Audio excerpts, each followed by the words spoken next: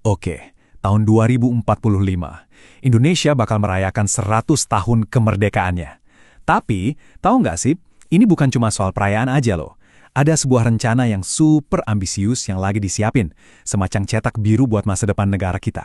Nah, di sini kita bakal coba bedah bareng-bareng, isinya apa aja sih? Kita langsung ke intinya aja ya. Targetnya tuh jelas banget dan berani. Apa itu? Jadi pemain utama di panggung ekonomi dunia. Wow, ini bukan main-main loh. Ini bakal jadi semacam kompas buat semua kebijakan negara kita dalam 20 tahun ke depan. Pertanyaan terbesarnya pastinya, gimana caranya sampai ke sana, ya kan? Rencana segede ini kan pasti butuh strategi yang cerdas.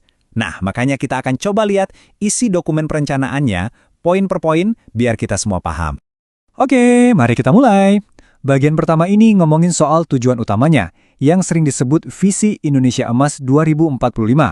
Intinya, ini adalah gambaran besar tentang Indonesia mau jadi seperti apa di masa depan nanti. Nah, yang menarik di sini adalah gimana visi besar tadi dipecah jadi target-target yang lebih konkret dan bisa diukur.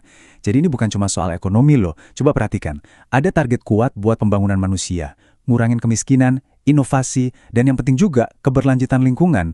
Pendekatannya benar-benar menyeluruh.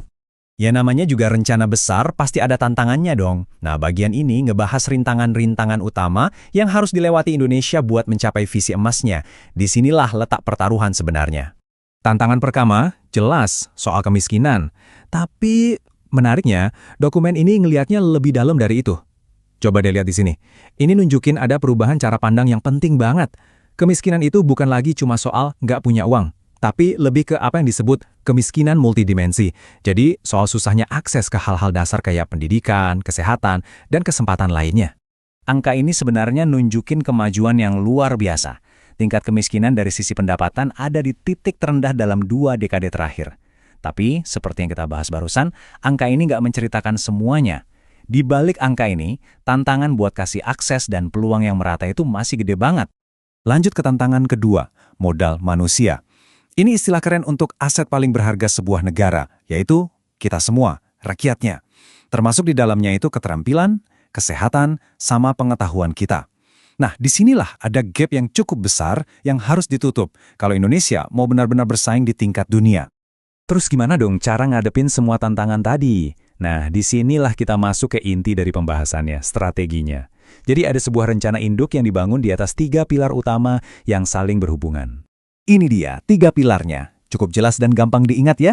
Pertama, berantas kemiskinan sampai ke akarnya. Kedua, tingkatkan kualitas modal manusia. Dan ketiga, dorong model pertumbuhan ekonomi yang baru, yang lebih berkelanjutan. Dan ketiganya ini dirancang untuk jalan bareng. Coba kita fokus sebentar ke pilar kedua tadi. Modal manusia itu sebenarnya apa sih? Definisi di sini ngejelasin dengan baik. Jadi, ini bukan cuma soal sekolah formal, tapi semua pengetahuan, skill, dan kesehatan yang kita kumpulin seumur hidup, yang bikin kita bisa jadi produktif dan maksimalin potensi kita. Dan pentingnya pilar ini tuh bukan main-main, bahkan para ahli dunia pun setuju.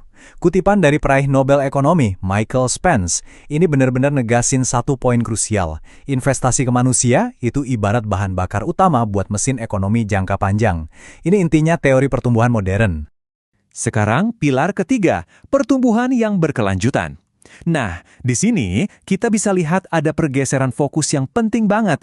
Ini bukan lagi soal ngeruk sumber daya alam, tapi lebih ke ekonomi digital, energi hijau, manufaktur canggih, sama industri kreatif. Inilah mesin-mesin ekonomi baru yang dirancang untuk masa depan. Rencana sebagus apapun di atas kertas, ya percuma kalau nggak bisa diwujudkan.